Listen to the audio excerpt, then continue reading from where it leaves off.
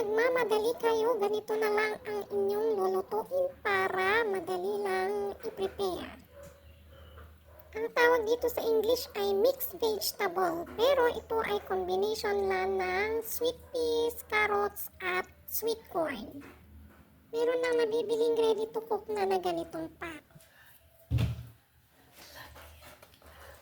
Madali lang i-prepare, lagyan lang ng konting mantika ang kawali. Konti lang dahil magmamantika yung isang ihahalo natin. At mag-isa ng konting onion o sibuyas. Kapag bumango yung sibuyas ay ilagay na yung mixed vegetable. O kaya yung pinaghalong carrot, corn, at saka ano na yung isa? Sweet peas po. Oo, sweet peas. Pag meron tayong ito nasa bahay, i-prepare nyo at pag-halo nyo din. Haluin naman para hindi masusunod.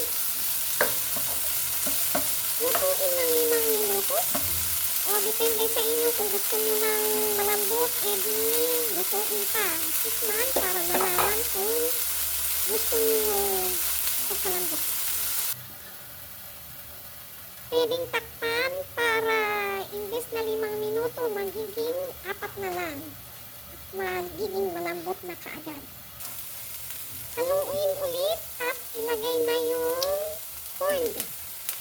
Yan na yung corned beef. Pag according medyo mas mahal, o kaya yung special na corned beef, maganda kasi mas mahal. Pero kapag hindi naman, ayun, kahit yung mga common na corned beef na. At kung gusto nyo ng dry texture ay ganyan na lang siya. Pero pag gusto nyo ng medyo watery ay lagyan ng konting tubig lang. Huwag naglagyan ng asin dahil may asin na yung corned beef. Haluin ng maayos para mai-mix yung corned beef sa mga vegetables. Luto na and ready to eat na.